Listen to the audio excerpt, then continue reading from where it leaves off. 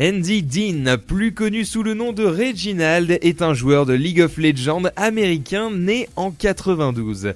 Il est connu pour avoir fondé Team Solomid et en être le capitaine. Il y joue d'ailleurs le rôle de carry AP et est tout particulièrement connu pour sa Cassiopeia, sa Ahri, son Carthus et son Gragas. Membre de l'équipe All or Nothing d'octobre 2009 à août 2010, sa vision des choses et celle de Dan Dean, son frère, également très connu sur la scène, ne concordent pas. Il décide donc de partir et rejoindra d'abord CLG Prime de novembre 2010 à décembre 2010, pas longtemps donc, avant de créer sa propre équipe et son site en janvier 2011. Qui aujourd'hui ne connaît pas Solomid ?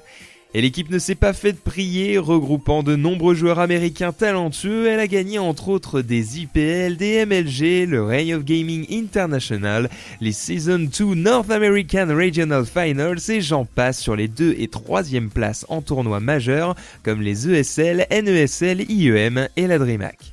L'équipe a vu passer de nombreux cadors comme Westrise, Envicious, Locodoco ou The Rainman et encore aujourd'hui sont présents des joueurs comme The Odd One, Chaox, X-Special ou Dairus.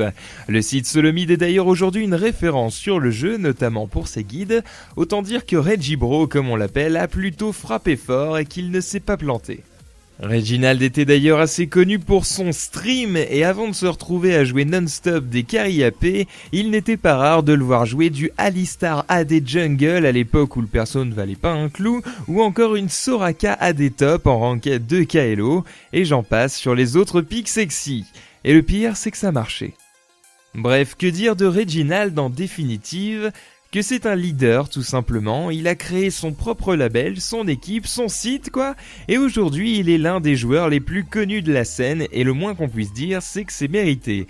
D'ailleurs le bonhomme avait quand même annoncé qu'il se retirerait après le championnat de la saison 2 pour rejoindre son frère au rang des casters peut-être, comme il le dirait lui-même, Bay Live bro.